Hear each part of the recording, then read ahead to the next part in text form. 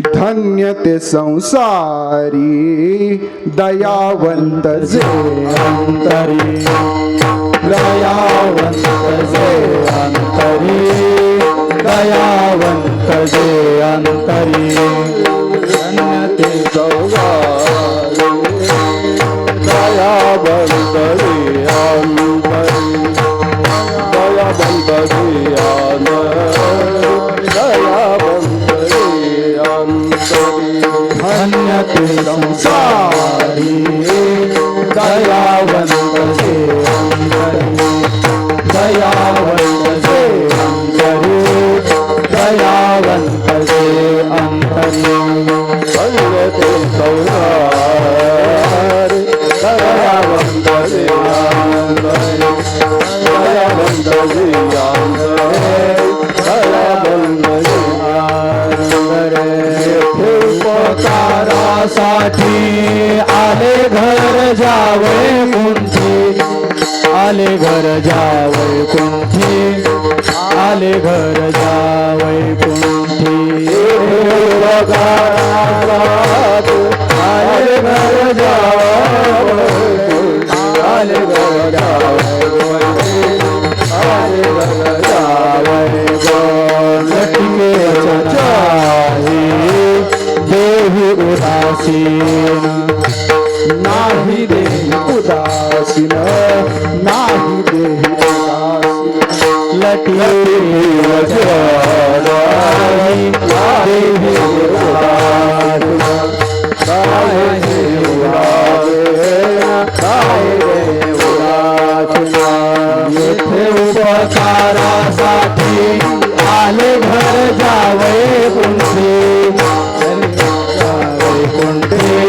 आले घर जावे कुंठी, येथे उपकारासाठी आले घर जावे कुंठी, आले घर जावे, आले घर जावे कुंठी, मधुरा वाणी ओठी तुका म्हणे वाव कोटी, तुका म्हणे वाव कोटी, तुका म्हणे वाव कोटी, मधुरा वाणी ओठी तुका म्हणे वाव कोटी, तुका म्हणे वाव कोटी, तुका म्हणे वाव कोटी, येथे उपकारासाठी आले घर जावे कुंठी, आले घर जावे कुंठी, आले घर जावे कुंठी, येथे उपकारासाठी आले घर जावे कुंठी, आले घर जावे,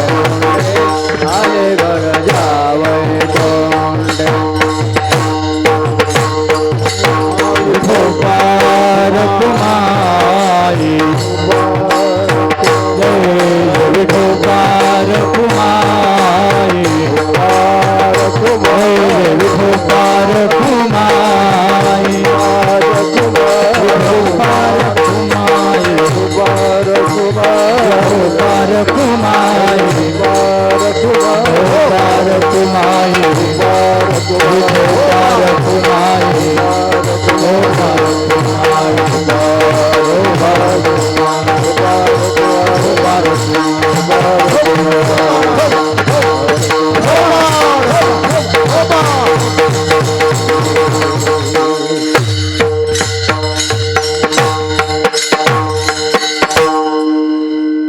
रामकृष्ण महाराज आणि विशाल महाराज.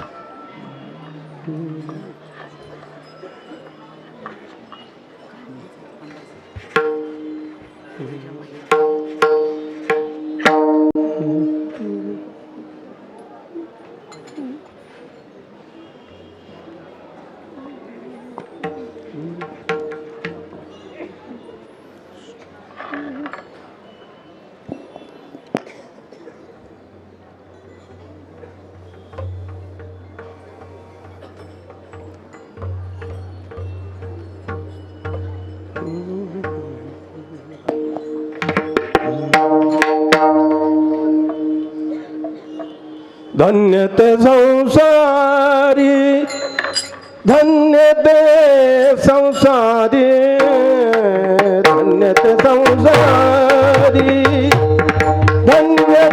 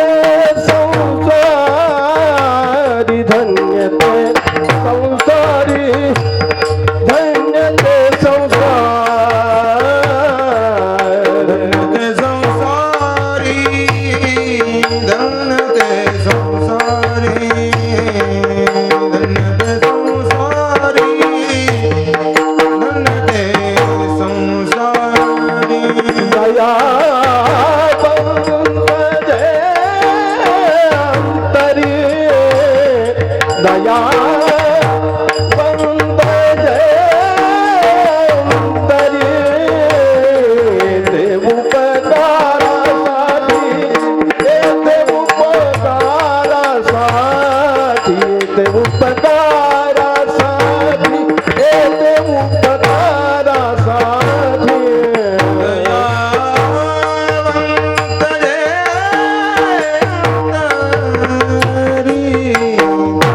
दयावंत जयंतरी येथे उपकारासाठी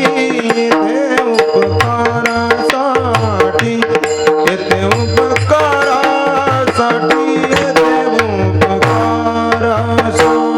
धन्य ते संसारी धन्य ते संसारी धन्य ते संसारी धन्य ते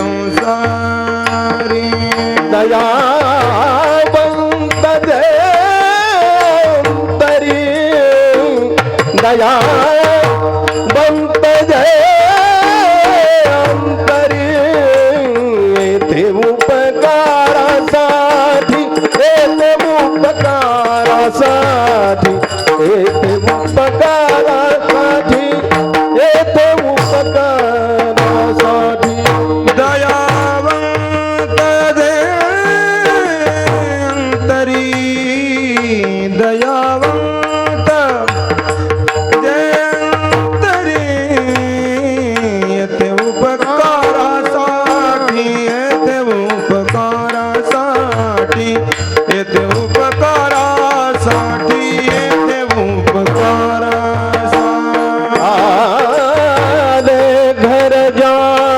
वैकुंठी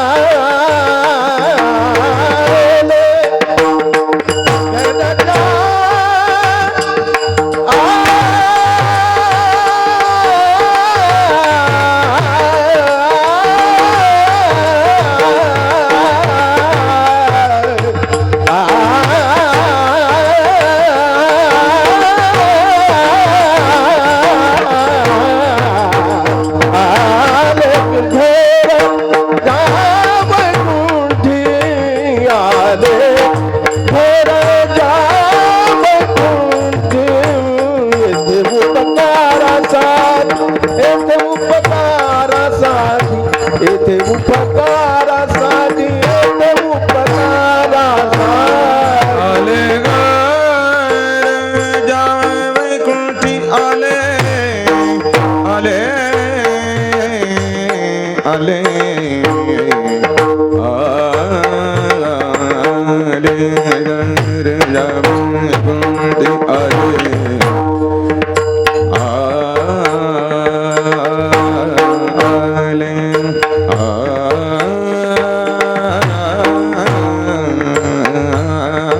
आले घर आले आले आले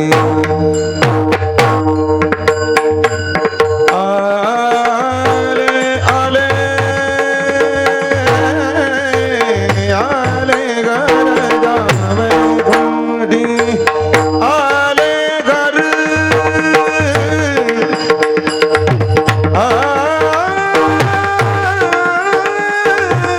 आले घर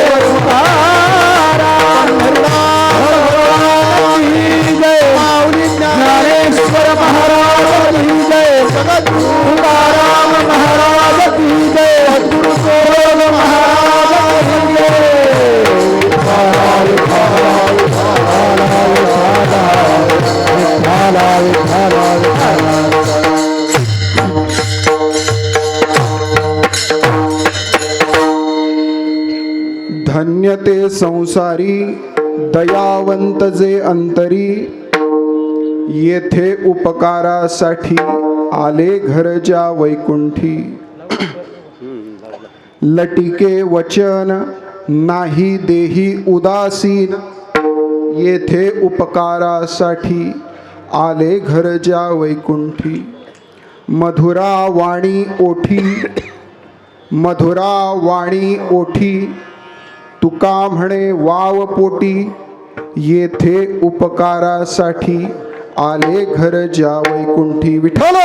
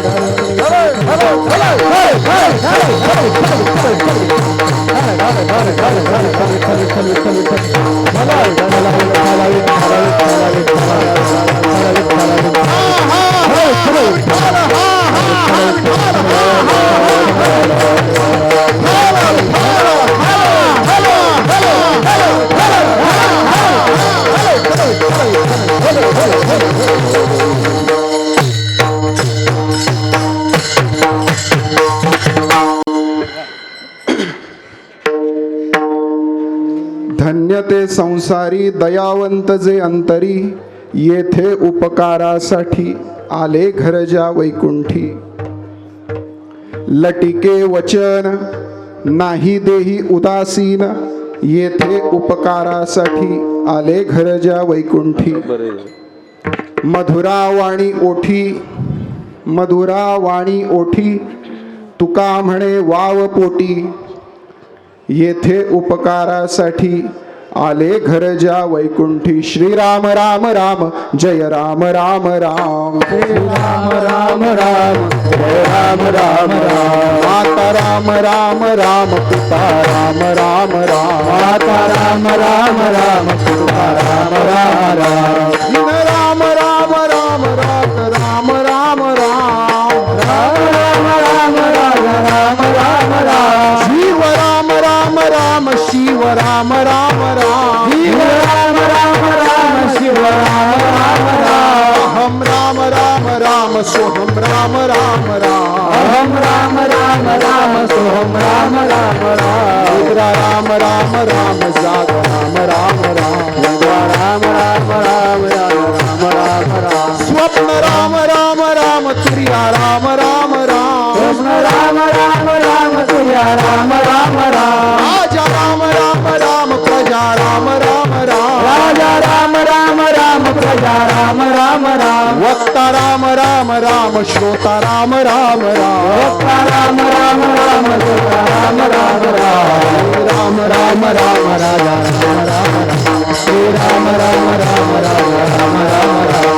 राम राम राम राम राम राम, श्री राम राम राम जय राम राम राम. श्री राम राम राम जय राम राम राम, श्री राम राम राम जय राम राम राम. माय बाप जगद्गुरु तुकोबा ज्ञानोबारायांच्या अभंगातून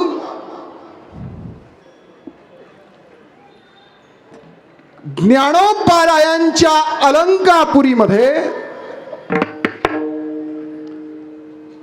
विश्वमाऊली ज्ञानोबारायांच्या प्रांगणामध्ये पुण्यसलीला इंद्रायणी नदीच्या तीरावर म्हणजे माऊली ज्ञानोबारायांची अलंकापुरी हे क्षेत्र इंद्रायणीचं तीर्थ माऊली ज्ञानोबारायांचं सानिध्य अशा त्रिवेणी संगमावर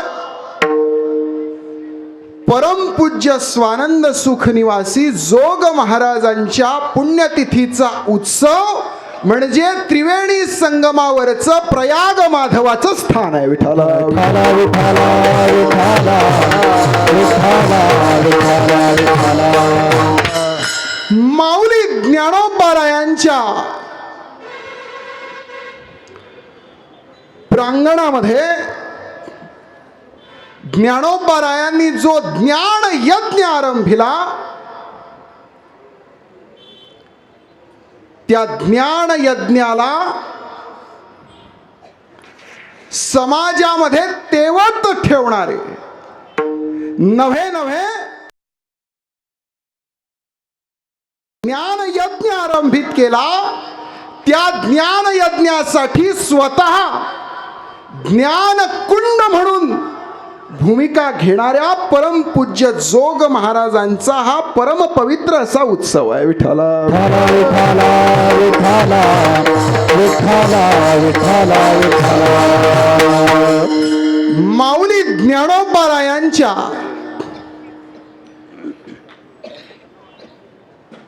ज्ञान यज्ञातलं यज्ञ कुंड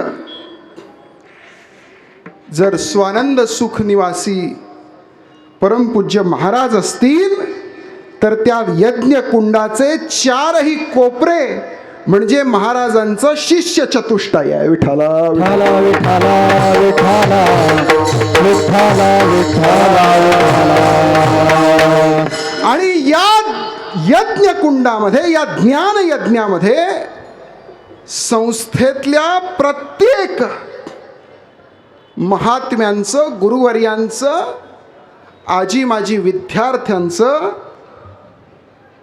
समिधारूप अशा प्रकारचं समर्पण आहे. प्रत्येकाने या यज्ञामध्ये आपलं समर्पण द्यायचं आणि हा यज्ञ माऊलीचा ज्ञान यज्ञ तेवत ठेवण्याचं पवित्र कार्य आज या अलंकापुरी क्षेत्रात सुरू आहे. म्हणजे खऱ्या अर्थानं माऊलीची समाधी संजीवन समाधी अलंकापुरामध्ये आहेच, पण माऊलीचा खऱ्या अर्थानं प्रकाश माऊलीचं खऱ्या अर्थानं समाजातलं जीवित असं कार्य म्हणजे परमपूज्य जोग महाराजांची वारकरी शिक्षण संस्था. विठाला विठाला विठाला विठाला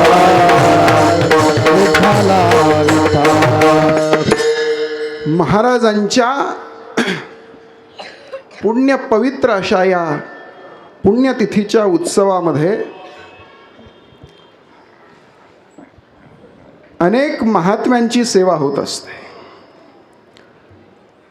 खरं तर आमच्यासारख्या पामराची सेवा इथे झालीच कशी हा प्रश्न तुम्हाला तर पडलाय, पण तुमच्यापेक्षा जास्त तो मला पडलाय.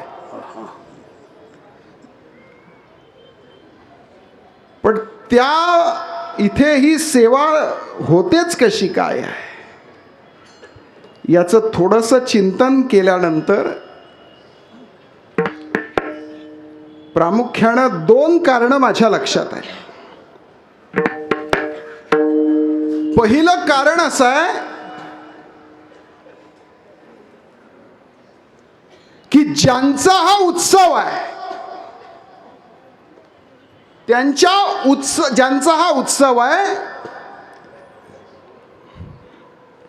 ते समर्थ आहेत. आणि समर्थाच्या मनात आलं की रंकाचाही राजा होऊ शकतो. तुका म्हणे आले समर्थाचे मना, तुका म्हणे आले समर्थाचे मना, जरी होय राणा रंक त्याचा, रंक त्याचा, जरी होय राणा रंक त्याचा.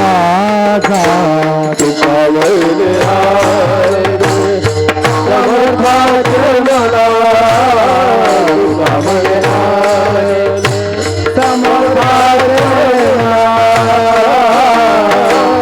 जरी होय राणा रंक त्याचा, जरी होय राणा रंक त्याचा. तुका म्हणे आले समर्थाचे मना, तुका म्हणे आले तुका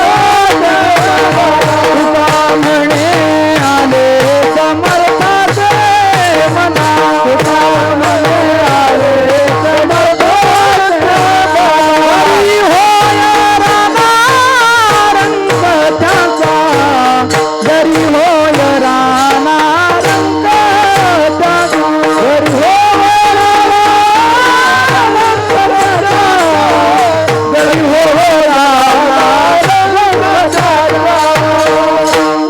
तुका म्हणे आले समर्थाचे मना. समर्थाच्या मनात आलं तर परमार्थामध्ये रंकाचाही राजा करण्याची ताकद आहे. पण हे कुठे शक्य आहे? परमार्थात. संसारामध्ये राजाचा रंक होतो आणि परमार्थामध्ये रंकाचा राजा होतो. कारण संसारामध्ये राजा असला तरी तो यमापुढे कोण आहे? रंक आहे. तो यमापुढे यमाचा पाहुणा, तो यमापुढे रंकच आहे. पण तो जर का परमार्थात असेल आणि समर्थाच्या मनात आलं तर त्या रंकाचाही राजा करण्याची शक्ती, सामर्थ्य त्या समर्थात आहे. आणि म्हणून पूजनीय स्वानंद सुख निवासी जोग महाराजांच्या मनात आलं आणि म्हणून हा रंक इथे कीर्तन सेवेला उभा आहे. विठाला विठाला विठाला विठाला विठाला विठाला विठाला. हे एक प्रमुख कारण आहे. आणि दुसरं एक उपकारण सुद्धा आहे. तसं संस्थेच्या अध्यक्ष, विश्वस्त आणि सर्वच गुरुजनांनी हे मोठं धाडस केलं आहे कीर्तन सेवेचं. पण अलीकडेच कोणीतरी म्हणलं होतं की माऊलीने म्हणे रेडा वदवला. हे कुठे असतं का? तर माऊली ज्ञानोबारायांनी त्या काळातच रेडा वदवला असं नाही. माऊली ज्ञानोबाराय या काळातही रेड्याच्या मुखी पवित्र बोलवू शकतात. हे प्रात्यक्षिकाच्या रूपाने दाखवण्याकरता आजचं कीर्तन आहे. विठाला विठाला विठाला विठाला विठाला विठाला विठाला विठाला. हे जीवनाचं सगळ्यात मोठं भाग्य मी समजतो. माझ्या जीवनामध्ये पुण्य किती आहे मला माहित नाही, पण कदाचित पापही भरपूर असेल आणि ते पाप लयाला जावं. पुण्य असेल म्हणून कीर्तन सेवा आहे असं म्हणण्याचं धाडस मी करणार नाही. कदाचित पाप असू शकतं आणि ते पाप घालवण्याचं सामर्थ्य या क्षेत्रात आणि या क्षेत्रात असलेल्या सगळ्या पवित्र मंडळींच्या कडे ते तप आहे. आणि त्यांच्या तपाच्या साह्याने माझ्यासारख्याचं पाप निघून जावं याच्या करताची ही कीर्तन सेवा आहे. विठाला विठाला विठाला विठाला विठाला. आणि म्हणून आज हे महत् भाग्य आहे. खरं तर 15-17 वर्षांपूर्वी गुरुवर्य काव्यतीर्थ आचार्य वेदांत वाचस्पती पूज्य श्री जगन्नाथ महाराज पवार तथा अण्णासाहेबांच्या सोबत सप्ताहात येणं व्हायचं. अण्णासाहेबांची मला वाटतं पौर्णिमेची सेवा होती, चतुर्दशीची, आणि अण्णासाहेबांसोबत यायचं, महाराजांच्या सप्ताहात श्रवण करायचं. पण आज जीवनात खऱ्या अर्थाने धन्यता आहे. कदाचित महाराजांना ती सेवा करून घ्यायची होती म्हणून आज ही सेवा घडते. आणि या ठिकाणी आपल्या सगळ्यांचंच सबंध संप्रदायाचं वैभव असलेले पूजनीय बाबा या ठिकाणी उपस्थित आहेत. खरं तर त्यांनी या ठिकाणी श्रवण करण्यासारखं काहीच नाही आहे, पण शृंगारीले बाळ कवतुके कवतुके, आणि म्हणून त्या कवतुकासाठी पूजनीय बाबा संस्थेचे अध्यक्ष परमश्रद्धेय हरिभक्तीपरायण संदीपन महाराज शिंदे आणि संबंध संस्थेची गुरुजन मंडळी, सगळी विद्वज्जन या ठिकाणी उपस्थित आहेत. आपल्या सगळ्यांच्या चरणी साष्टांग प्रणिपात करतो. विठ्ठल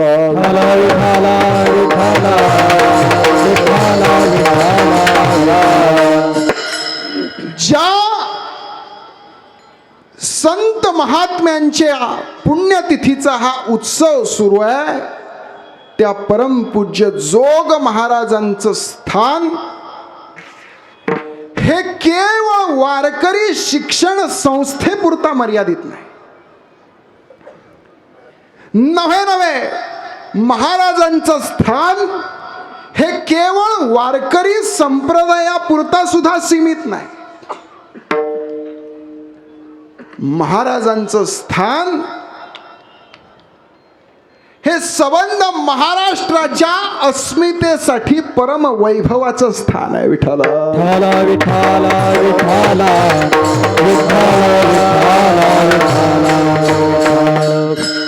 महाराजांचं जीवन आपण एकंदरीत पाहिलं तर आपल्या लक्षात येईल की संप्रदायातल्या 5ही संत श्रेष्ठांचे तात्विक गुण महाराजांच्या ठायी आहेत.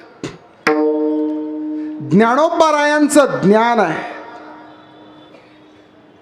नामदेवरायांची भक्ती आहे, नाथ महाराजांची शांती आहे, जगद्गुरु तुकोबारायांचं वैराग्य आहे आणि निळोबारायांची निष्ठा आहे. ज्ञान, भक्ती, शांती, वैराग्य आणि निष्ठा या 5ही परमार्थाच्या परमतत्वांनी फुललेलं वैभवपूर्ण असं महाराजांचं जीवन आहे. विठ्ठल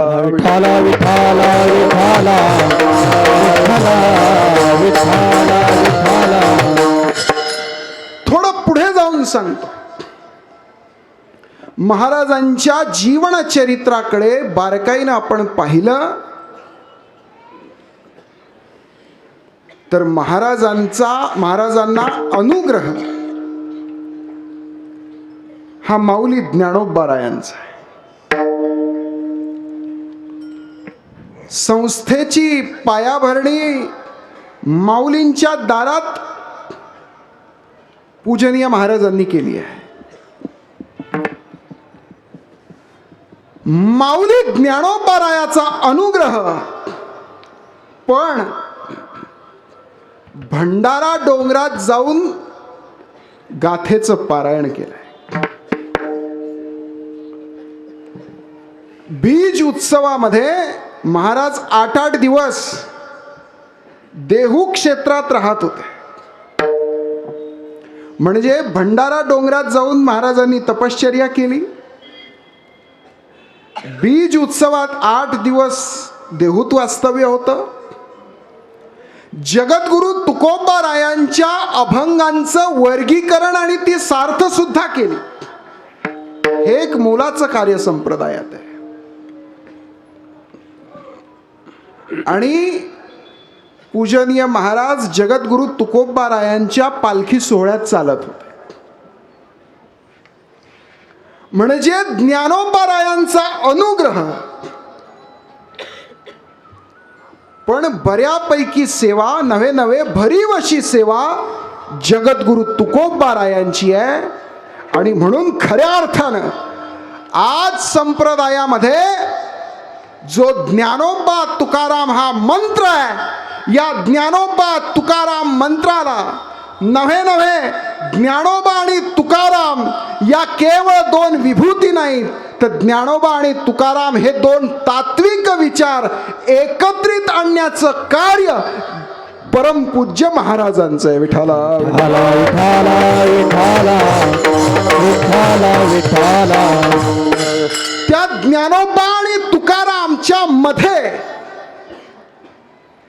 दिसायला नाहीत पण असायला जोग महाराज आहेत. विठाला विठाला विठाला विठाला विठाला. दोन कागद किंवा दोन पुठ्ठे आपण म्हणू, ते जर एकमेकाला चिटकवायचे असतील तर त्याच्यामध्ये डिंक टाकावा लागतो आणि तो डिंक त्या दोघांना जोडतो. तो डिंक दिसतो का? पण तो डिंक नाही का? तो डिंक आहे. पुनश्च ज्या वेळेला आपण लिहितो मराठीमध्ये पुनश्च, त्या पुनश्च लिहिण्यामध्ये ह आहे पण तो लिहित नाही. पण तो नाही का? ह त्यात आहे पण तो लिहिताना नसतो. तसं ज्ञानोबा आणि तुकाराम याच्यामध्ये जोग महाराजांचं कार्य सामावलेलं आहे. आणि जोग महाराजांनी ज्ञानोबा आणि तुकाराम हा जो संप्रदायाचा पवित्र मंत्र आहे, हा खऱ्या अर्थानं त्याची सुरुवात कधी झालेली असू शकते, पण आपल्या कार्याच्या रूपानं महाराजांनी ज्ञानोबा तुकाराम हा मंत्र खऱ्या अर्थाने सिद्धीच नेलाय. विठाला विठाला विठाला विठाला विठाला.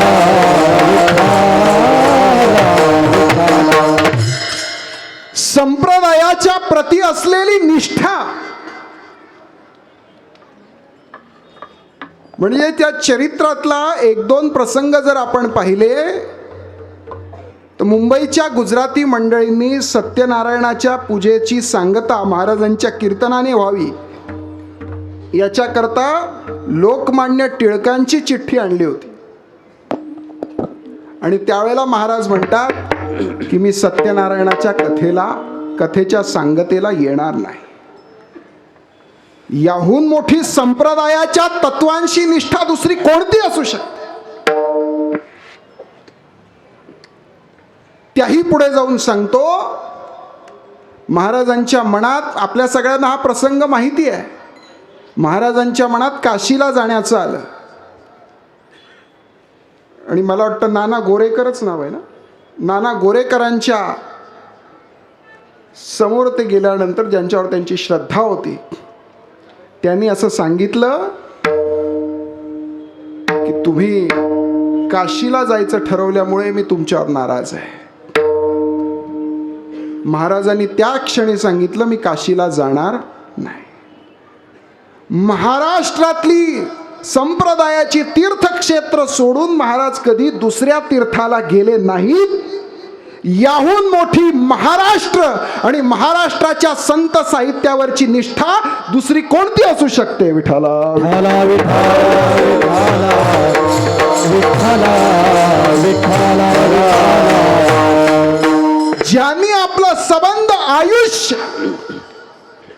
संप्रदायाच्या साहित्यासाठी, संप्रदायाच्या प्रचारासाठी, संप्रदायाच्या यात्रा क्षेत्रांसाठी आणि तुम्हा आम्हासाठी वेचलं, त्या परमपूज्य महाराजांची सेवा करताना आज खऱ्या अर्थाने जीवनाला धन्यता एक प्रकारची. आणि म्हणून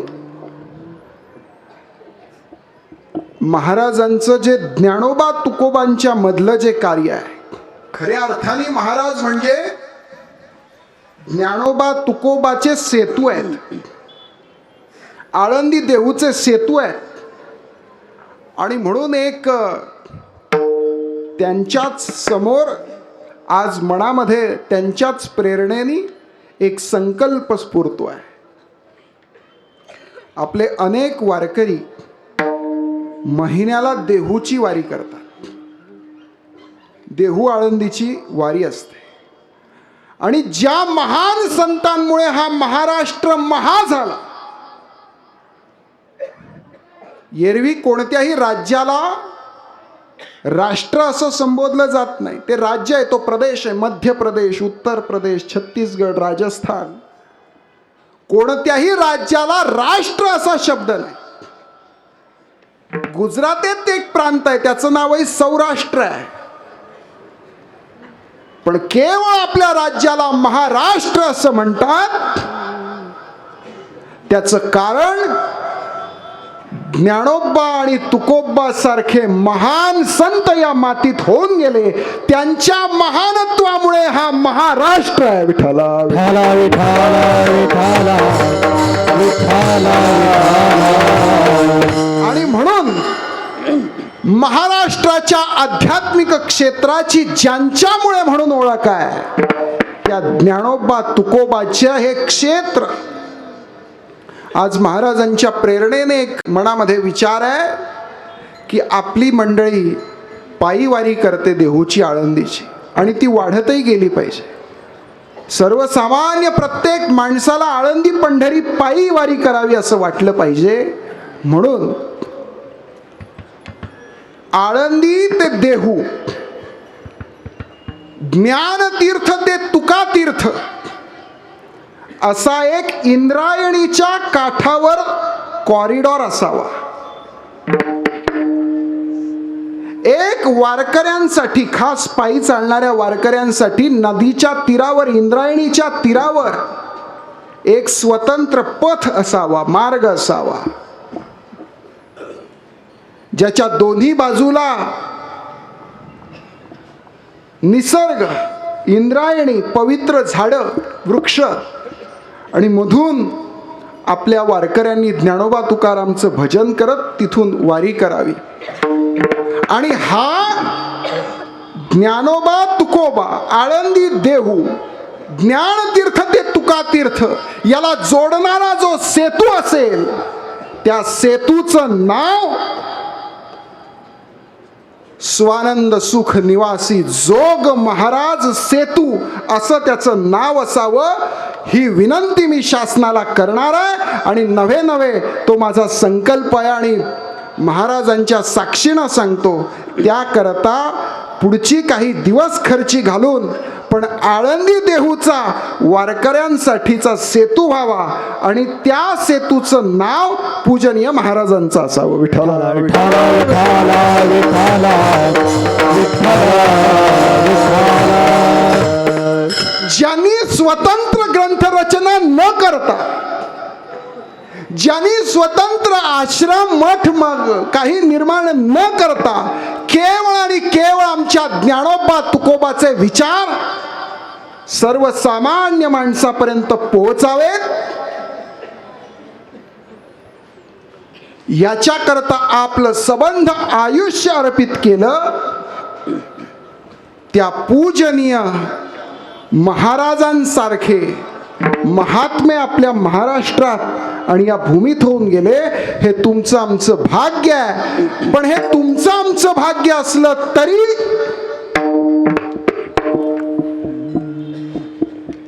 जगद्गुरु तुकोबारायांच्या मते केवळ ते आणि तेच या पृथ्वी तलावर धन्य आहेत. अभंगाच्या पहिल्या धन्य ते संसारी, धन्य ते संसारी,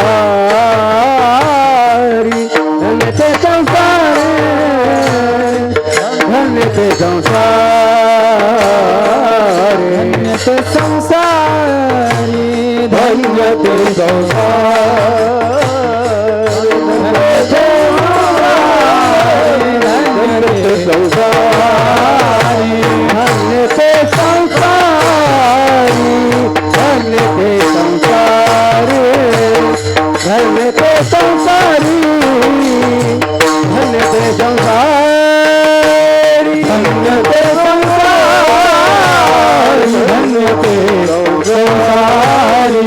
धन्य ते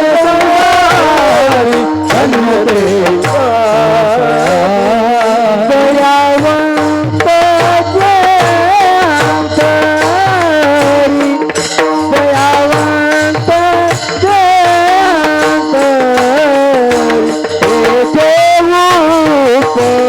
उपकारासाठी, येथे उपकारासाठी दयावंत जे अंतरी, दयावंत जे अंतरी, येथे उपकारासाठी, येथे उपकारासाठी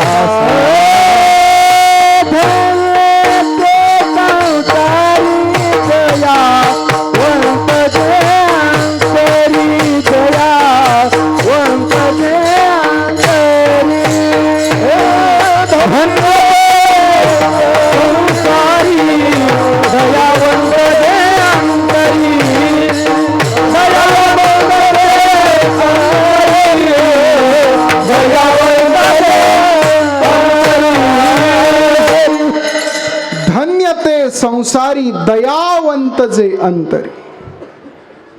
महाराज या ठिकाणी धन्यता सांगतात. जगद्गुरू तुकोबारायांनी अनेक अनेक अभंगातून धन्यता सांगितली आहे, पण एक ढोबळ मानाने ती धन्यता 3 प्रकारात करता येते. पहिली प्रथम पुरुषी धन्यता आहे, स्वतःला धन्यत्व देणं. असे काही अभंग आहेत. धन्य आम्ही जन्मा आलो आम्ही, याला स्वतःकडे धन्यता घेणं, असे काही अभंग आहेत. दुसरी एक द्वितीय पुरुषी धन्यता आहे, समोरच्याला धन्यता देणं. चतुरातू शिरोमणी, गुण लावण्याची खाणी, मुकुट सकळा मणी, धन्य तूची विठो. तू धन्य आहेस, तुम्ही धन्य आहात.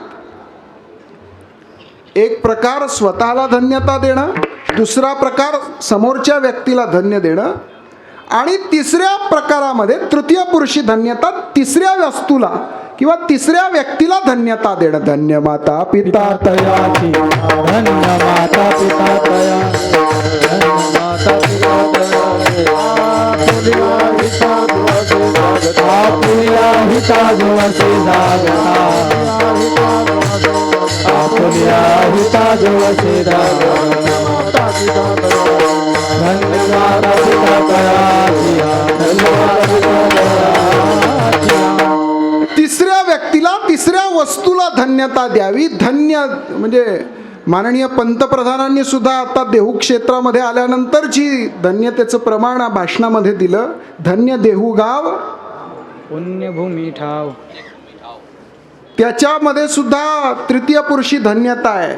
धन्य क्षेत्रवासी लोक ते दैवाच, त्यांची धन्यता. तसं या ठिकाणी महाराज ती तृतीय पुरुषी धन्यता सांगतात, तिसऱ्या व्यक्तीविषयी सांगतात. ती धन्यता या संसारामध्ये ते धन्य आहे. आता याचा अर्थ कसा काढला पाहिजे? धन्य ते संसारी, ते संसारी धन्य आहे. ते संसारी म्हणजे कोण? संसार थाटणारे संसारी. ल्यावे खावे बरे असावे सदैव हेची हाव करी संसारी. तिथे सुद्धा संसारी शब्द आहे, पण तो संसारी इथे लावून चालणार नाही. संसार थाटतो तो संसारी हा एक अर्थ आहे. दुसरा एक अर्थ जन्माला येणं आणि मरण हा एक संसार आहे. जन्म मृत्यू हाही एक संसार आहे. त्याही अर्थाने माऊली ज्ञानोबाराय जसं म्हणतात, आजी संसार सुफळ झाला गे बाय देखियले पाय विठोबाचे. तिथे तो जन्म मरणाचा संसार आहे. पण इथे असलेला संसारी हा शब्द हा त्या पहिल्या व्याख्येतलाही नाही, हा त्या दुसऱ्या जन्म मरणाच्या व्याख्येतलाही नाही. इथे असलेला संसारी हा शब्द जगामध्ये, विश्वामध्ये या अर्थाने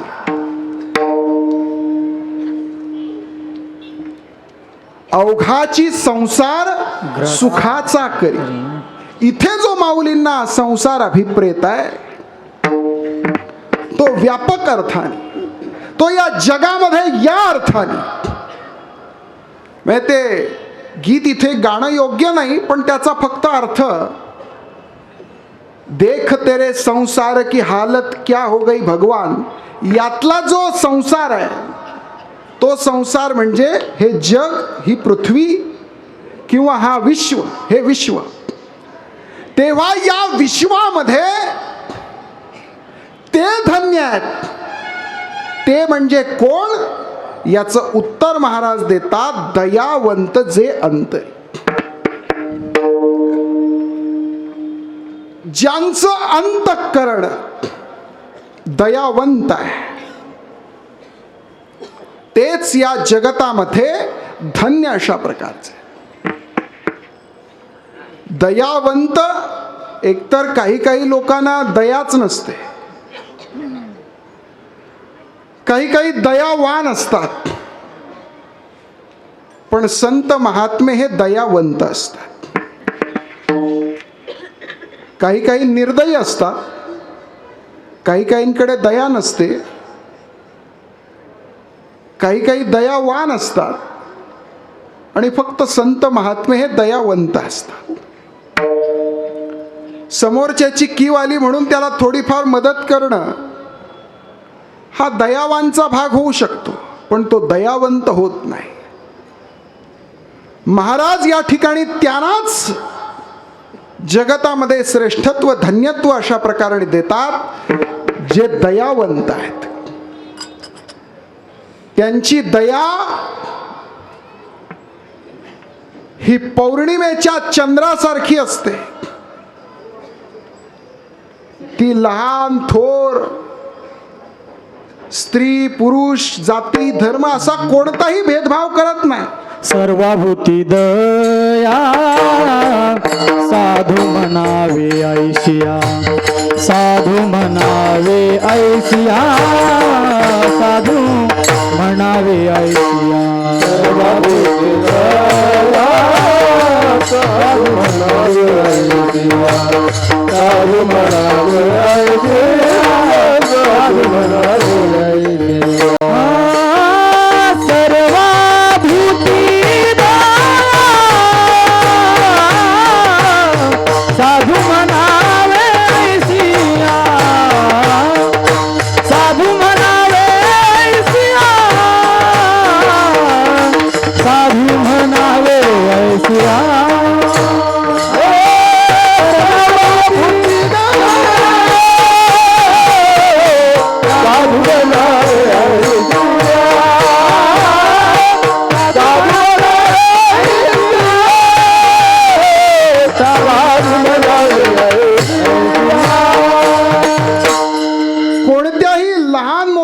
भेदभाव नाही, स्त्री पुरुष असा भेदभाव नाही, जड जीव असा भेदभाव नाही.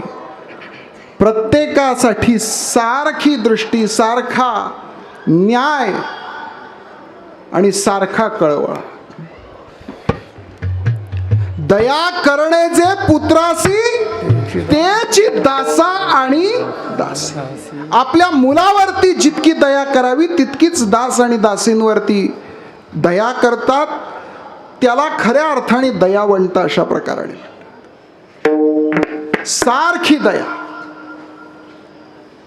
पण ही दया म्हणजे नेमकं काय, दया येणं म्हणजे काय, नेमकं करतात काय. साधू संतांना दया येणं म्हणजेच कळवळा येणं. कारण कळवळा आल्याशिवाय त्याचं हृदय, त्याचं अंतःकरण समोरच्याला मदत करू शकत नाही. आणि म्हणून दया तिचे नाव भूतांचे पाळण आणि निर्दळन कंटकांचे. म्हणजे एकीकडे प्राणी मात्रांचं रक्षण करायचं, जड जीवांचं रक्षण करायचं, त्यांचा उद्धार करायचा, हे तर आहेच.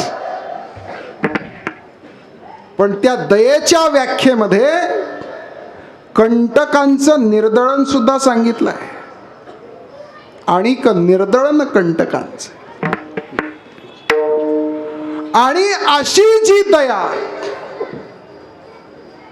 ज्याच्या ठिकाणी उदित होते, असं ज्याचं अंतःकरण दयावंत असतं, त्यांची धन्यता सांगते. तो पुरुष वीर राया मूर्तिमंत जाण दया. ज्याच्या ठिकाणी मूर्तिमंत दयेचं रूप आहे आणि मग उदयजताची मी तया ऋणिया लाभे. धन्य ते संसारी, धन्य ते संसारी, धन्य ते संसारी. अंतरी दयावंत ते अंतरी,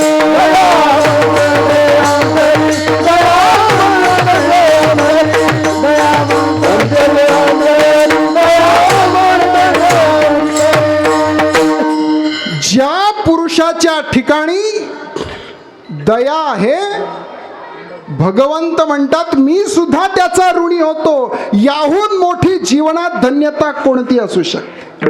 त्या दयेला, त्या दयेचं रूप असलेल्या पुरुषाच्या ठिकाणी भगवंत ऋणी होत.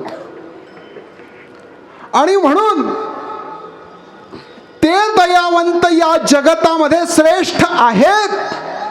पण ती दया येते, दयावंत म्हणजे नेमकं होतं काय? अभंगाच्या दुसऱ्याकडे येथे उपकारासाठी,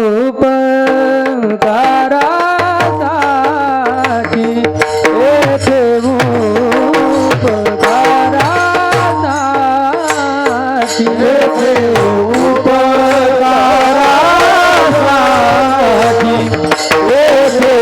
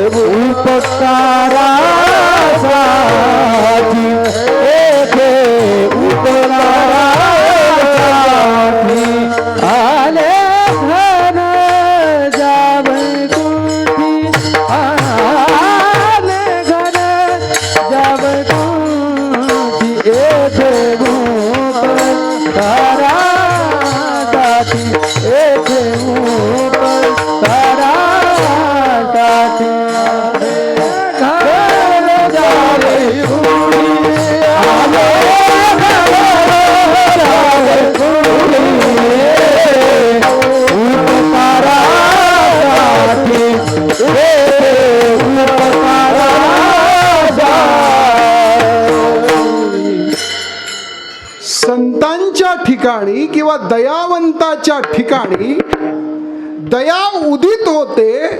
म्हणजे नेमकं होतं काय? तर त्यांच्या दयावंत अंतःकरणात समाजाविषयी किंवा समोरच्या व्यक्तीविषयी, जीवाविषयी कळवळा उत्पन्न होतो. आणि त्या कळवळ्यातनं काय होतं?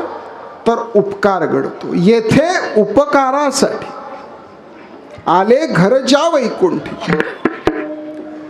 ज्यांचं वास्तव्य वैकुंठात ते इथे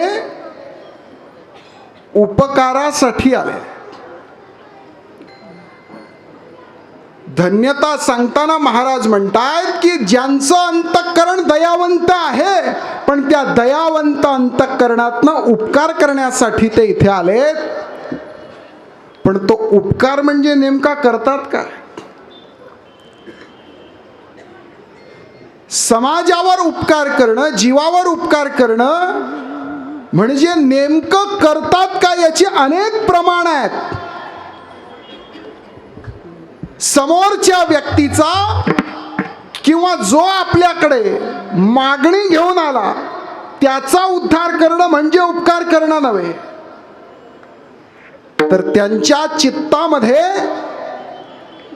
जो व्यक्ती किंवा जो जीव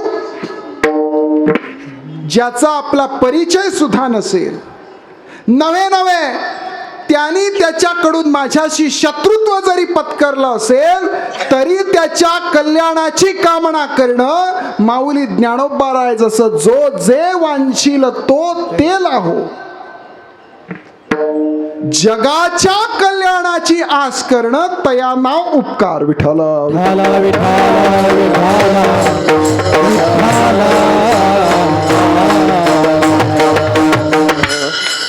अवतार तुम्हा धराया कारण उद्धराया जन जड जीव. संतांचा अवतार हा निव्वळ उपकारासाठी आहे, उद्धार करण्यासाठी आहे. पण तो उद्धार कोणाचा उद्धार? केवळ शिष्यवर्गाचा उद्धार नाही. हाच फरक आहे. जगाचे उपकार कार्य नारी नर कार्य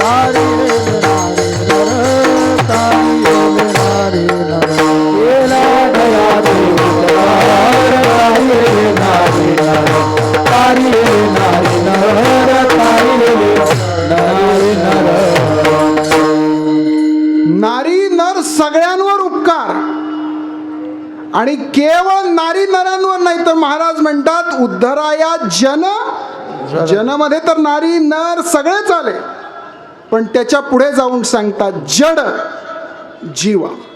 सगळ्यांचा उद्धार आहे, केवळ जनाचा नाही, केवळ सजीवाचा नाही, निर्जीवाचा सुद्धा, ज्याच्या ठिकाणी जडत्व आहे त्याचा सुद्धा, विश्वातल्या प्रत्येक घटकाचं कल्याण, प्रत्येक घटकाचा उद्धार त्याच्या करताच त्यांचा अवतार. उद्धराया जन जड जीवा. एवढंच नव्हे तर समाजामध्ये चांगल्या विचारांचं जागरण करण्याकरता, ज्या वेळेला समाजामध्ये सत्विचार सत आचार लोप पावत जातो त्यावेळेला त्या सत्विचार आणि सदाचारांचं पुनर्जागरण करण्यासाठीचा अवतार आहे. विठ्ठल विठाला विठाला विठाला विठाला विठाला मज निरंतर जागवी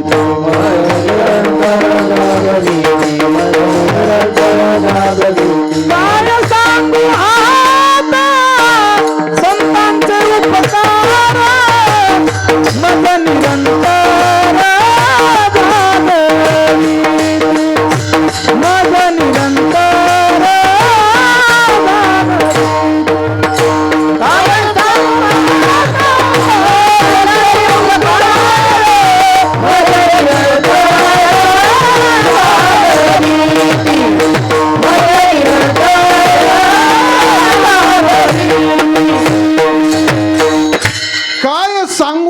संतांचे उपकार मज निरंतर जागविती, समाजाला जागवण्याचा उपकार करतात. तो कशा प्रकारे जागवतात? जागवणं आणि जगणं. काही काही लोक जगतात काही काही लोक जागवतात, म्हणजे पूजनीय जोग महाराजांकडे पाहिलं तर आपल्या लक्षात येईल की महाराजांच्या जीवनाचं वैशिष्ट्य असं आहे की महाराज गाथा ज्ञानेश्वरी जगले आणि महाराजांनी गाथा ज्ञानेश्वरी जागवली लोकांना, म्हणजे स्वतःही जगले आणि तो विचार लोकांमध्येही जागवला. आता काही लोक ग्रंथावर जगतात, तो भाग निराळा. विठाला विठाला विठाला विठाला. ग्रंथावर जगणं आणि ग्रंथ जगणं हा फरक आहे. मर्यादेमुळे मी फार त्यात जाणार नाही, पण ही संबंध संप्रदायाच्या चिंतेची बाब आहे. पूजनीय महाराजांचा वसा आपल्या सगळ्यांवर आहे, आपण तो वसा चालवतोय.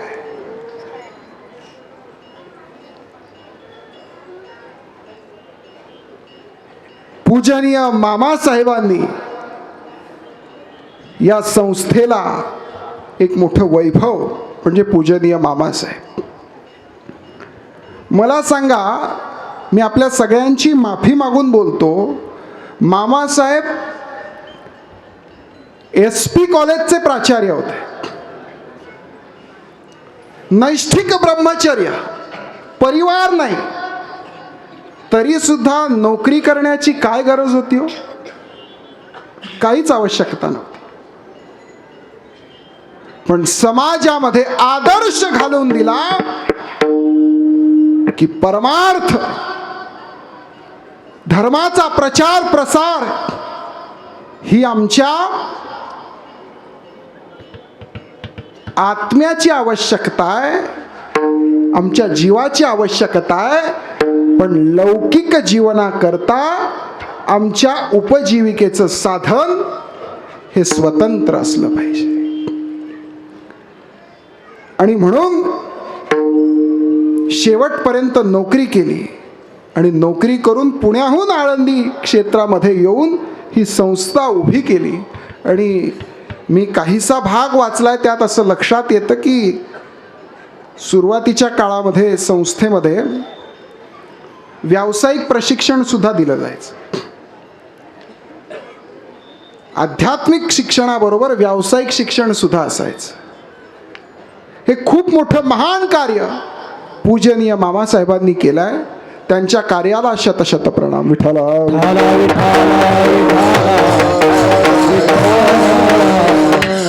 आज समाजामध्ये सदाचार, सद्गुण आणि संप्रदायाचा खऱ्या अर्थाने प्रचार प्रसार करणारी भगवत भक्त आमची सगळी ही आजी माजी विद्यार्थ्यांची पवित्र परंपरा आज परमपूज्य जोग महाराज मामासाहेब आणि पुढची सगळी परंपरा, या परंपरेने मोठ्या निष्ठेने तुम्हा आम्हाला ही परंपरा आमच्या खांद्यावर आहे.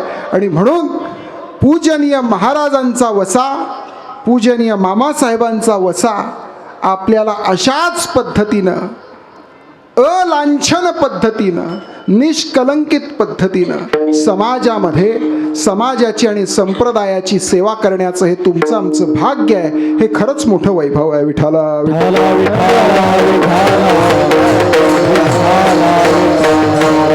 तेव्हा स्वतःही ग्रंथ जगले आणि समाजातही ग्रंथ जागवले. आज काय परिस्थिती आहे? आज संप्रदायाच्या दृष्टीनं आपण पाहिलं तर गाथा ज्ञानेश्वरी हे महाराष्ट्राचं वैभव आहे. महाराष्ट्र सोडला तर बाकी सबंध भारतात रामायण आणि भागवताशिवाय काहीच नाही. केवळ या महाराष्ट्रामध्ये गाथा ज्ञानेश्वरी, एकनाथी भागवत आणि ते वाढवण्याचं, त्याचे विचार सगळ्या समाजात प्रसारित करण्याचं, संवर्धित करण्याचं पुण्यकर्म तुमच्या आमच्या नशिबाला आहे. नाहीतर बघा ना, महाराष्ट्र वेगळा केला की अन्य प्रांतामध्ये रामकथा, महाभारत, भागवत याच्या पलीकडे काही नाही. कीर्तन परंपरा, प्रवचन परंपरा ही केवळ या महाराष्ट्रात आहे. आणि म्हणून नम्रपणानं आपल्या सगळ्यांच्या चरणावर मस्तक ठेवून आपल्याकडे प्रार्थना करतो की या महाराष्ट्रामध्ये हे ग्रंथ आणि ग्रंथातले विचार जागवण्याचं काम तुम्हा आम्हाला करायचं आहे. दुर्दैवाने आज सगळ्या सप्ताहात आपण पाहिलं तर ज्ञानेश्वरी प्रवचन जवळपास बंद झाली. ही खूप मोठी शोकांतिका आहे आज संप्रदायाच्या दृष्टीने. प्रवचन जाऊन त्याची जागा कथांनी घेतली. कथा असाव्यात ते नसाव्यात या मताचा मी नाही, पण आपलं वैभव, स्वधर्म ज्याला म्हणतात, स्वपणा जो असतो ना, आपलेपणा, ते स्व गाथा ज्ञानेश्वरी आहे. आणि म्हणून समाजामध्ये ज्ञानेश्वरीचं चिंतन होणं गरजेचं आहे. कथेची वेळ असेल, पण त्याबरोबर प्रवचनं कशी वाढतील, टिकतील, ज्ञानेश्वरी गाथा हे सगळं कसं वाढत जाईल याचा विचार तुम्ही आम्ही केला पाहिजे. हे मी जबाबदारीनं का बोलतो, कारण ही जबाबदारी केवळ आपल्यावर आहे. महाराष्ट्र सोडला तर बाहेरचा कोणी येणार नाही गाथा ज्ञानेश्वरी सांगायला. तुम्ही आम्हीच हे जागवण्याचं काम करणार आहोत. आपली ही पवित्र परंपरा आहे. आपण सगळेजण मिळून या कार्याला पुढे नेऊया हीच या निमित्ताने प्रार्थना करतो. विठ्ठला.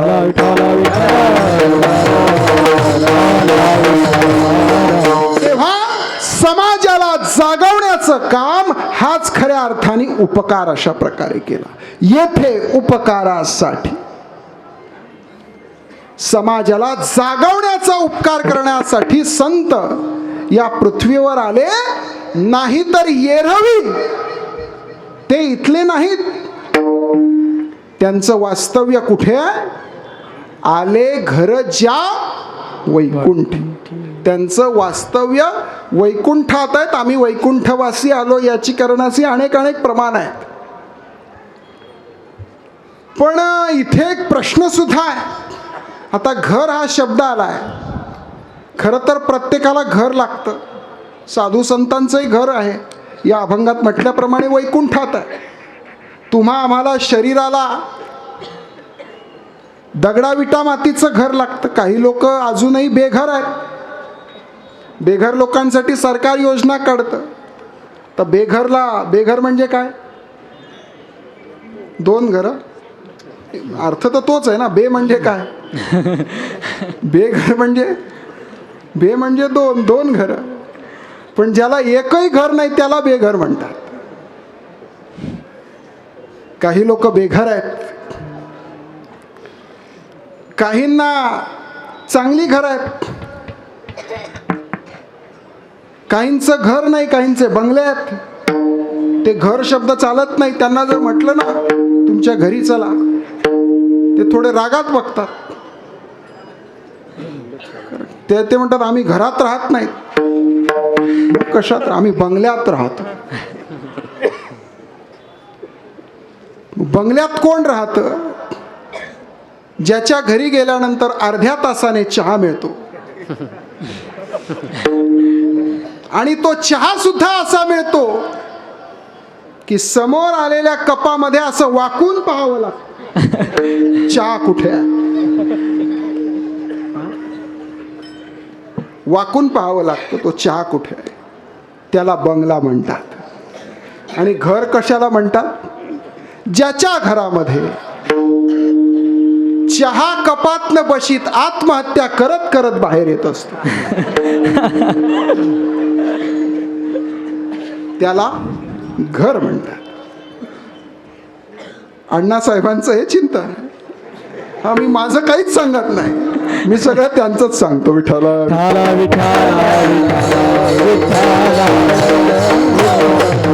तेव्हा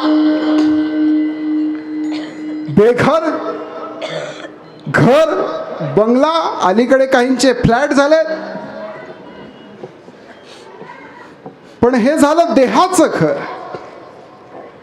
साधू संतांचं घर कुठे आहे? संतांचं घर कुठे आहे? तर इथे महाराज म्हणतात आले घर ज्या वैकुंठी. आता घर वैकुंठात आहे असं म्हटलं. वैकुंठ म्हणजे काय? भगवान विष्णूचं राहण्याचं ठिकाण. मग वैकुंठात जर यांचं घर आहे असं म्हटलं तर मग ती सलोकता मुक्ती होईल, त्या लोकाला त्यांचं घर ना. तो अर्थ इथे अभिप्रेत आहे का?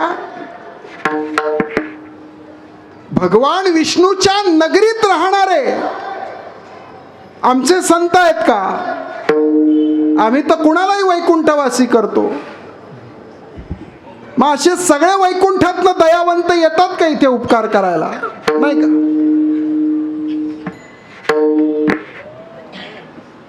किमान वारकऱ्यापर्यंत ठीक आहे हो, पण ज्याचा आणि वारीचा कधी संबंध आला नाही,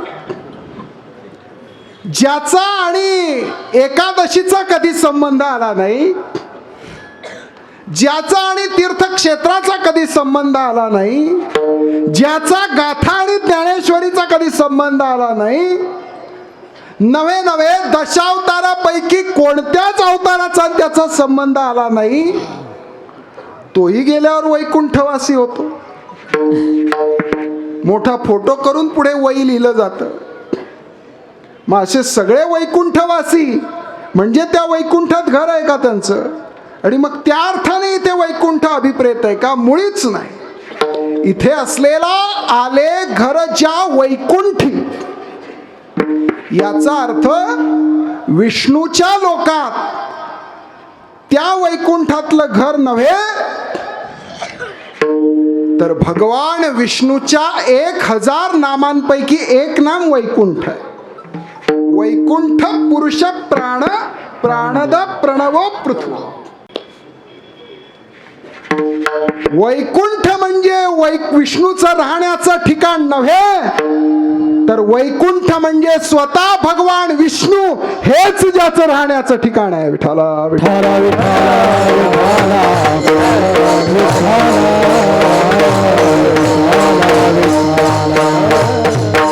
जगद्गुरु शंकराचार्य वैकुंठाचं भाष्य करताना सांगतात, विविधा कुंठे गते प्रतिहती विकुंठा विकुंठा याहा करते ती वैकुंठा. हा विठाला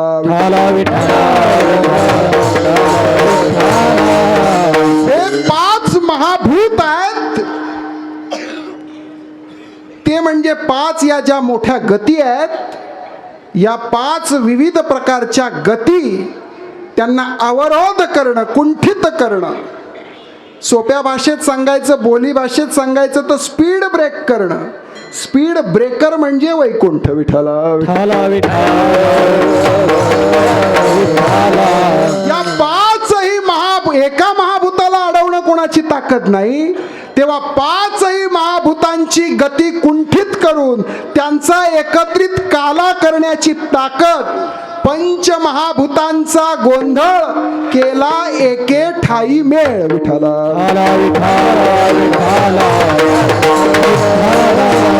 5ही महाभूतांची गती कुंठित करून त्यांना एकत्र करण्याची शक्ती ज्याच्यामध्ये आहे, तो विष्णू, ते या संतांचं घर आहे. ते वैकुंठात राहत नाही म्हणजे विष्णूच्या लोकात राहत नाहीत, तर तिथेच अशा स्वरूपाचं राहतात. म्हणून तर या माझ्या व्याख्येला पुष्टी देण्याकरता प्रत्येकाची घरं वेगळी आहेत. नुसती आपलीच घरं आहेत असं नाही, आपल्या प्रत्येक संतांचं घर आहे. जगद्गुरु तुकोबारायांचं घर कोणतं आहे? निरंजनी आम्ही बांधिले घर, निरंजनी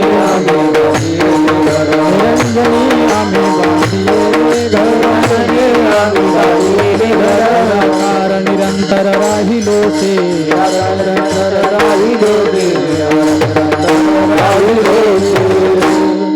निरंजनी आम्ही बांधिले घर, निराकारी निरंतर राहिलोसे. म्हणून या वैकुंठ शब्दाला या अभंगाने पुष्टी होते की आमचं घर निराकाराच्या ठिकाणी आहे, निरंजनाच्या ठिकाणी आहे. केवळ त्यांचंच आहे असं नाही,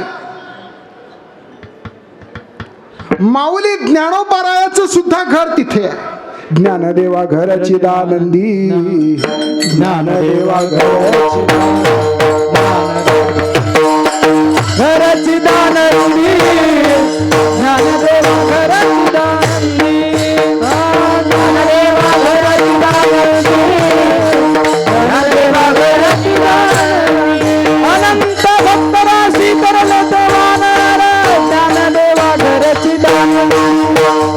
ज्ञानदेवा घरची दानंदी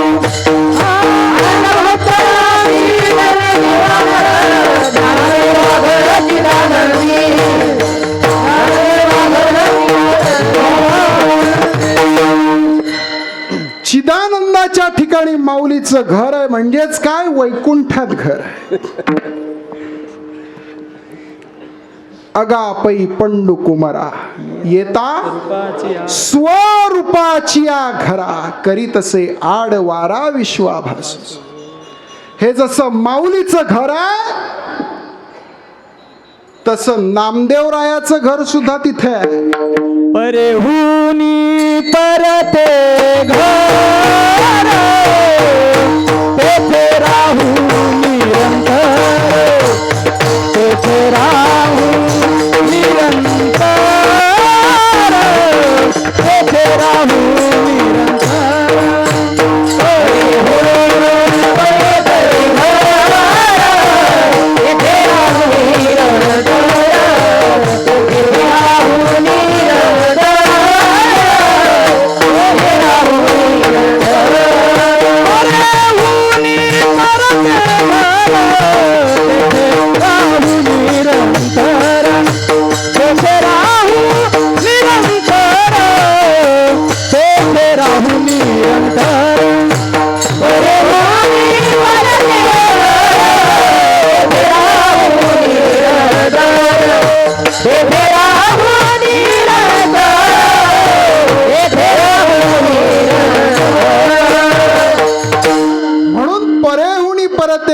तेथे राहू निरंतर. या तीनही संतांची ही प्रमाण पाहिली की वैकुंठात ज्याचं घर, याचा अर्थ स्वतः भगवंताच्या ठिकाणी, निराकार अशा ठिकाणी, परमात्म स्वरूपाच्या ठिकाणी ज्यांचं वास्तव्य आहे.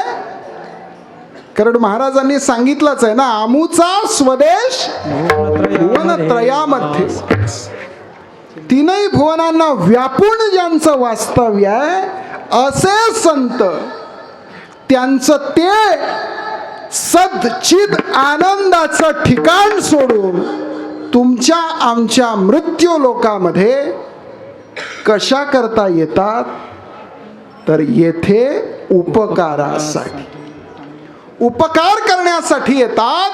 आणि म्हणून स्वतः आनंद घन असलेल्या परमात्म स्वरूपाचं ठिकाण सोडून तुमच्या आमच्या सर्वसामान्य माणसाच्या दुःखी जीवनामध्ये येऊन उपकार करतात, समाजाला जागवतात. ते कशामुळे जागवतात?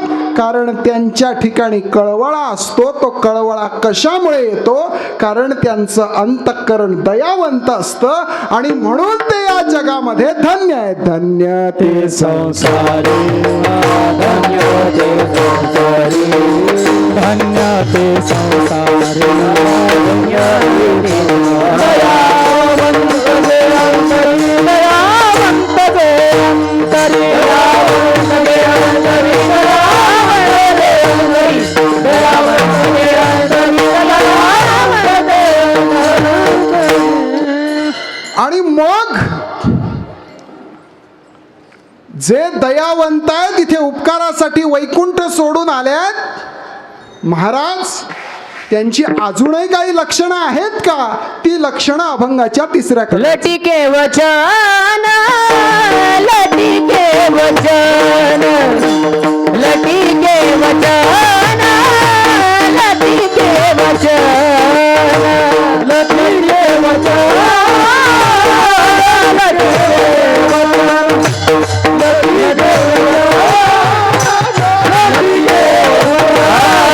लटिके वचन,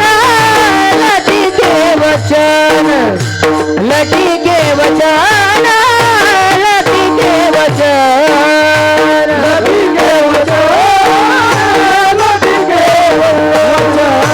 लटिके वचन, लटिके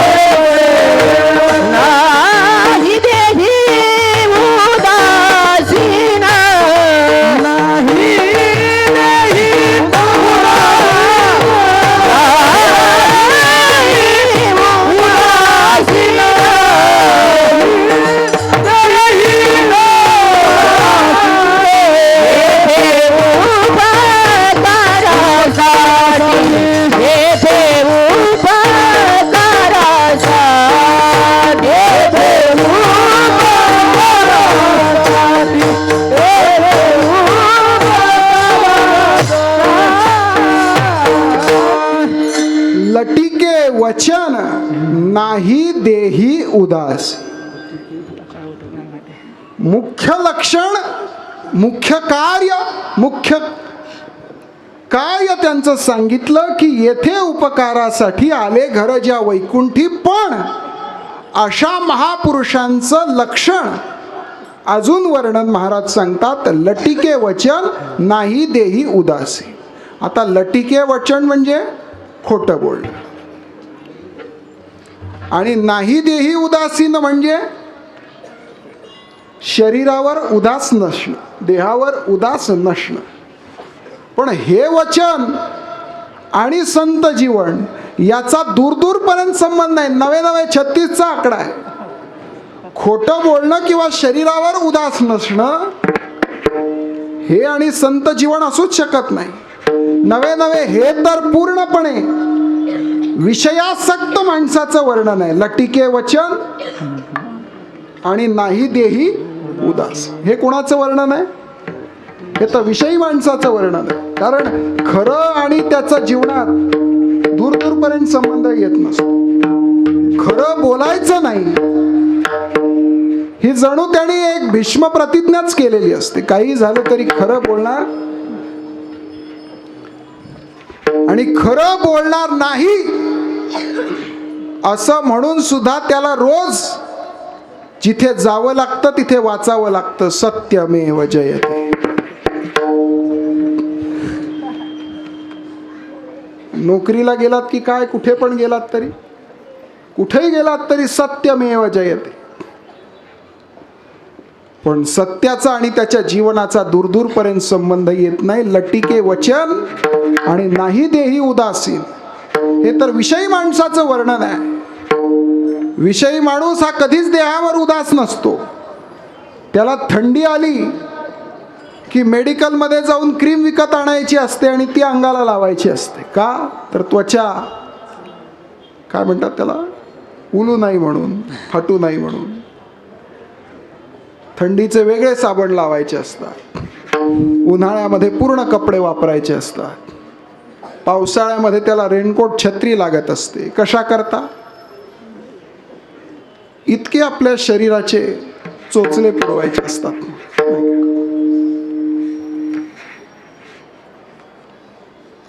म्हणजे मला आज पूजनीय जोग महाराजांच्या जीवनातल्या त्या प्रसंगाची आठवण होते की ज्या वेळेला महाराजांना कीर्तनाला छत्रपती शाहू महाराजांनी कोल्हापूरला बोलवलं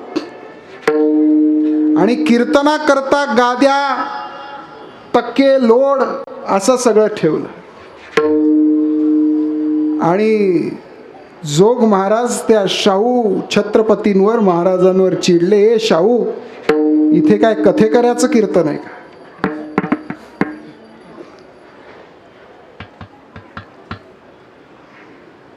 एवढी उदासीनता, राजवैभवाला सुद्धा बाजूला सारण्याची विरक्त वृत्ती ज्या महात्म्यांमध्ये असते तेच या संसारामध्ये धन्य आहे. धन्य ते संसारी, धन्य ते संसारी, धन्य ते संसारी, धन्य ते संसारी. दयावंत जे अंतरी, दयावंत जे अंतरी,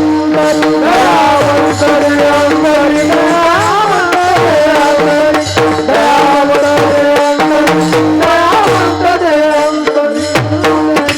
तेव्हा देहावर उदास असणं विषयी माणसाचं आपण बोलत होतो. हे वर्णन तर विषयी माणसाचं आहे. लटिके वचन नाही देही उदासीन. पण जे दयावंत पुरुष आहेत आणि या जगतामध्ये धन्य आहेत, उपकारासाठी इथे आले, ज्यांचं घर वैकुंठात आहे, ते तो नाही जरा अलीकडे घ्यावा लागतो. तो त्या सीमेच्या पलीकडे गेलाय, त्याला थोडासा अलीकडे उचलून आणायचा आहे. त्या दंडकच्या अलीकडे उचलून आणायचा, म्हणजे ते नीट होतं. लटिके वचन नाही आणि पुढे देही उदास. त्यांच्या जीवनामध्ये लटिके वचन नाही, खोटं बोलणं नाही. अहो महाराज, ज्या संतामध्ये सद हा धातू दडलाय संत ही जर शोभा असेल तर त्या संताची सद ही खऱ्या अर्थाने गाभा आहे. ज्यांचं चित्तच नव्हे तर संपूर्ण जीवन सद आहे, त्यांच्या जीवनामध्ये असत कुठून येईल? नवे नवे ते जे बोलतील ते सत्य करण्याकरता परमेश्वरालाही सृष्टीत बदल करावा लागतो, नियमात बदल करावा लागतो. तेव्हा त्यांच्याविषयी असत्याची भावना तर दूर दूर येऊ शकत नाही. ते जे बोलतील ते सत्य आहे, लटिके वचन नाही. पण पुढे जाऊन सांगतात देही उदासी, देहावर उदास. आता देहावर उदास तर आमचे भक्त सुद्धा असतात. भक्त ऐसे जाणा देही उदास. त्याच्या तर कितीतरी पुढे संतांची अवस्था आहे. भक्त जर देहावर उदास असतात, तेवी सदभ्यसे निरंतर चित्तासी परमपुरुषाची मोहर लावी मग शरीर असो अथवा जाओ. ही तर भक्ताची अवस्था आहे. पण हे जे आमचे संत आहेत हे देहावर उदास कशा करता असतात? तुम्ही आम्ही रेल्वेने प्रवास करतो, बसने प्रवास करतो. हल्ली फार करत असतील असं वाटत नाही. आजकाल रस्त्यावरची गर्दी पाहिली तर जवळपास प्रत्येकाकडे गाडी आहे, नाही का? टोल नाक्यावर बघा, कुठेही बघा, गर्दीच गर्दी आहे. आणि प्रत्येक गाडीत 1 किंवा 2 माणसं आहेत. गाडी किती सीटची? 5 सीट कमीत कमी. 5 सीटच्या गाडीत 1 किंवा 2 माणसं. त्याहून मोठेपणा कशात वाटतो अलीकडे समाजात? 7-8 सीटची गाडी आणि त्याच्यात फक्त ड्रायव्हर आणि त्याचा मालक. अख्खी गाडी मोकळी पळवायची. कशा करता? पैशाचं प्रदर्शन आणि दुसरं काय? 8 सीटच्या जागेवर तेवढं डिझेल भरून आम्ही 2च माणसं प्रवास करू शकतो, एवढी आमची ऐपत आहे. हे समाजाला दाखवून देण्यासाठी एकेका गाडीमध्ये फक्त 2 माणसं. अलीकडे समाजात कशाची स्पर्धा लागेल सांगता येत नाही. चंगळवाद इतका फोफावला आहे, लॅविशनेस इतका वाढला आहे की प्रत्येक जण अलीकडे गाड्यांचं प्रदर्शन दाखवतो, नाही का?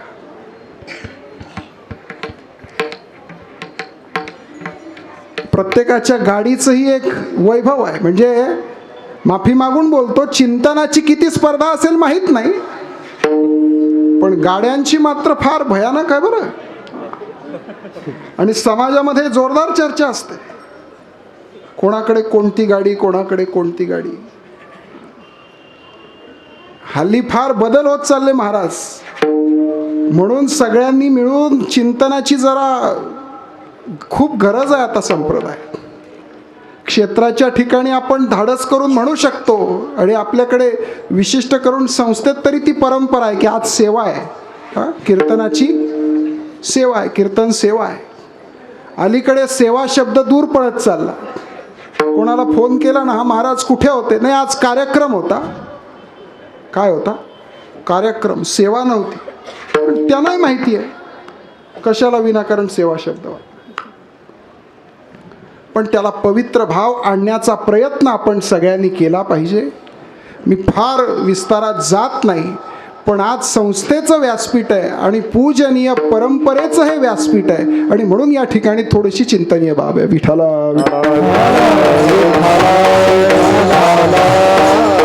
आधी सांगत असं होतो की आपण प्रवास जर करत असू, अलीकडे सगळे स्वतःच्या वाहनाने फिरतो, पण आजही बऱ्याच अंशी मंडळी रेल्वेने प्रवास करते किंवा आपण कधीतरी केला असेल.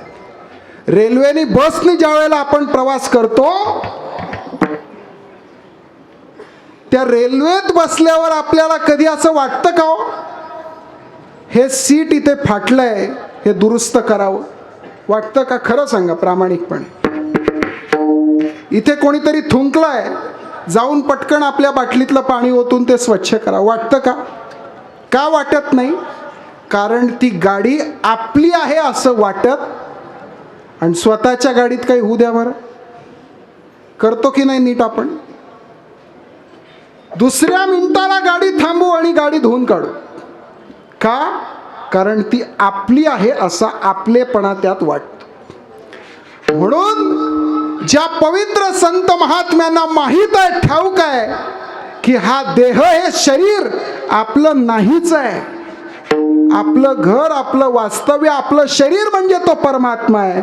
आपण इथे थोड्या काळासाठी, उपकार करण्यासाठी, काही वेळासाठी या शरीररूपी साधनाच्या माध्यमातून इथे आलो आहोत. म्हणून ते या देहावर उदास असतात.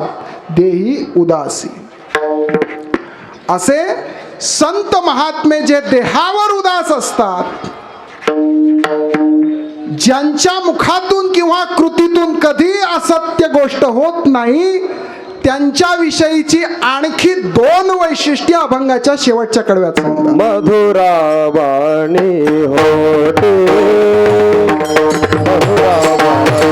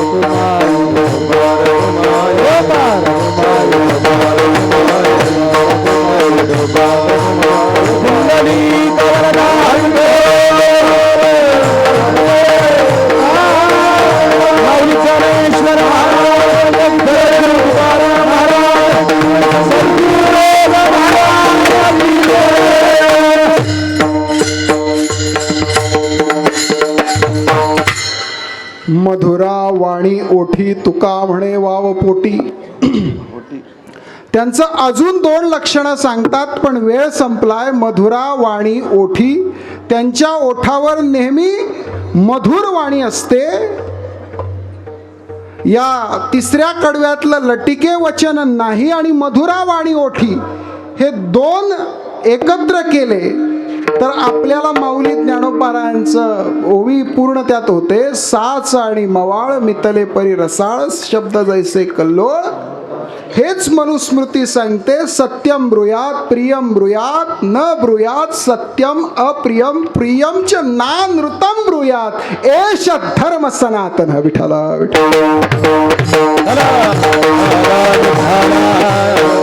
संत नेहमी गोड भाषेमध्ये सत्य सांगतात, असाच त्याचा अर्थ आहे. आणि म्हणून आरंभी आवडी आदरे आले नाम. आदराने बोलावं, प्रेमाने बोलावं. तुका म्हणे वाणी प्रेम अमृताची खाणी. अनेक प्रमाण आहेत. त्याच्या पुढे जाऊ, तुका म्हणे वाव पोटी. त्या संतांच्या पोटामध्ये वाव असतो, भरपूर जागा असते. कशा करता? जेवणा करता नव्हे, तर योगी पावन मनाचा साहे अपराध जनाचा. समाजाचे प्रश्न सुख दुःख पचवण्याकरता, आघात सहन करण्याकरता. तुका म्हणे तेची संत सोशी जगाचे आघात. जो मानापमाना ते साहे, सुख दुःख जेथ सामाई. ज्याच्यामध्ये सुख दुःख सामावली जातात, ज्याच्यामध्ये मान अपमान सहन केला जातो, पचवला जातो. निंदा स्तुती नोहे दुखंडू जो. विठ्ठला तेव्हा ही त्यांची काही लक्षणं सांगतात.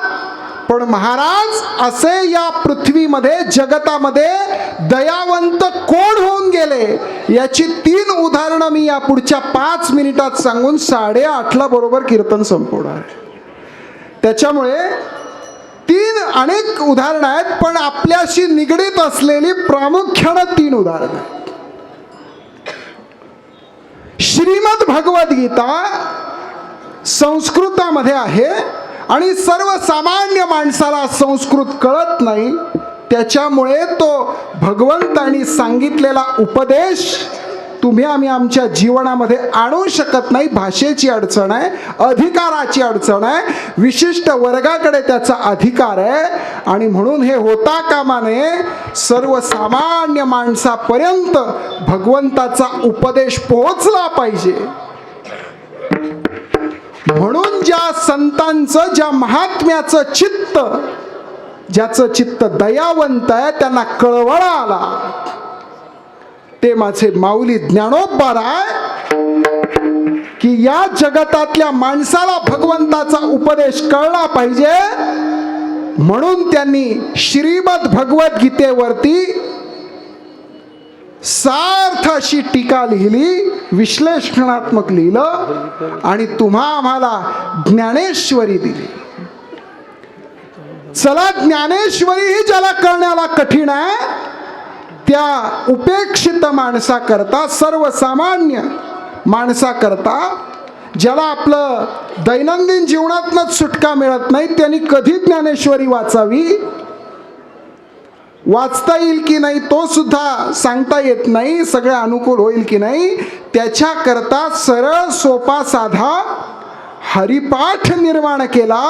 ही हरिपाठ ज्ञानेश्वरी कशाच्या भावनेत नाही, हे समाजातनं आलेला कळवळा, त्या कळवळ्यातनं, त्या दयेतनं केलेला हा समाजावर उपकार आणि हा ज्ञानेश्वरी हरिपाठाच्या रूपानं माऊली ज्ञानोबारायांनी उपकार केला, म्हणून माऊली ज्ञानोबाराय या संसारामध्ये धन्य आहे. धन्य ते संसार, धन्य ते संसारी, धन्य ते संसार, धन्य ते संसारी.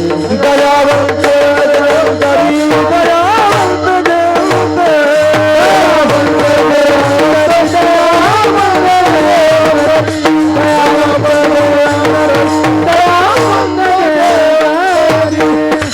माऊली ज्ञानोबारायांनी तेव्हा सांगितलं 13व्या शतकामध्ये, पण 16व्या 17व्या शतकाच्या मध्य समाजामध्ये वर्णव्यवस्था तशीच आहे. समाजामध्ये भेद काहीच मोठ्या प्रमाणात आहे. सर्वसामान्य माणसाला अजूनही तो अधिकार पाहिजे तसा मिळालेला नाही आणि तो प्रत्येकाला मिळाला पाहिजे. म्हणून बुडत हे जन न देखावे डोळा, येत असे कळवळा. तो जगद्गुरु तुकोबारायांच्या ठिकाणी कळवळा उत्पन्न झाला आणि त्या कळवळ्यातनं काय झालं तर तुका म्हणे आता उरलो उपकारा पुरता. तो उपकार करण्यासाठी जगद्गुरु तुकोबाराय येथे उपकारासाठी आले घरच्या वैकुंठी. आणि गाथाच्या रूपानं अभंगाच्या रूपानं सर्वसामान्य माणसाच्या जीवनात बदल घडवण्याकरता, क्रांती घडवण्याकरता थोडासा जहाल मतवादी प्रदर्शन आपल्या अभंगाच्या माध्यमातून करून या समाजामध्ये उपकार केला.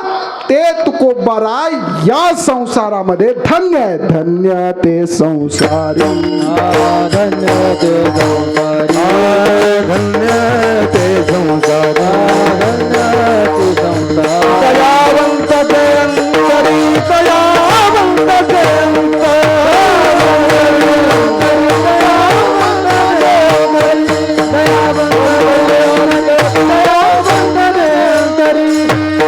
ज्या ज्ञानोबा तुकोबांनी या महाराष्ट्राला विचारांनी समृद्ध केलं, पण त्या ज्ञानोबा तुकोबांचे विचार समाजातल्या शेवटच्या घटकापर्यंत पोहोचवायचे असतील तर केवळ ग्रंथ लिहून चालणार नाही, तर याचा प्रचार करणारे प्रचारक समाजामध्ये निर्माण झाले पाहिजे.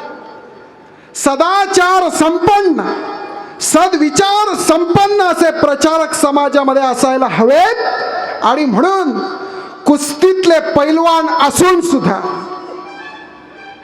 स्वतःला आत्मज्ञानाचा बोध झालेला असताना सुद्धा मला जे प्राप्त झालं ते या साधू संतांचे विचार या समाजातल्या शेवटच्या घटकापर्यंत पोहोचले पाहिजेत. म्हणून पुढच्या वाक्याला अधोरेखित करतो, नैष्ठिक ब्रह्मचर्यच नव्हे तर ब्राह्मण कुळातले असून सुद्धा बहुजन समाजातल्या मुलाला अधिकार प्राप्त व्हावा. आणि त्यांनी आमच्या ज्ञानोबा तुकोबाचे विचार कोणत्याही जाती धर्माचा कुळाचा असला तरी माझ्या ज्ञानोबा तुकोबाचे विचार वाड्या वस्तीपर्यंत, गल्ली बोळापर्यंत, गावागावापर्यंत नव्हे, महाराष्ट्राच्या बाहेर प्रत्येक ठिकाणी तेवत ठेवण्याकरता कायमस्वरूपी एक व्यवस्था असली पाहिजे.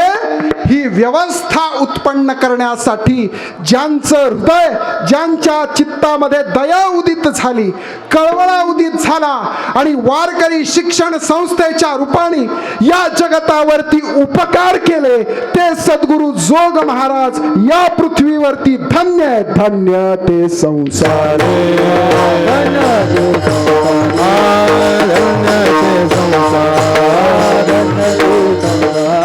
दयावंत देवतारी, दयावंत देवतारी, दयावंत देवतारी, दयावंत देवतारी, दयावंत देवतारी. अशा महत् पुण्य आणि पवित्र भूमीमध्ये पूजनीय जोग महाराजांच्या पुण्यतिथी उत्सवात त्यांची सेवा करण्याचा, त्यांच्याच कृपेने जोग महाराजांच्या सेवेचा योग आमच्या जीवनामध्ये आला, ही त्यांचीच खऱ्या अर्थानं कृपा आहे. हे आमचं परमभाग्य समजतो.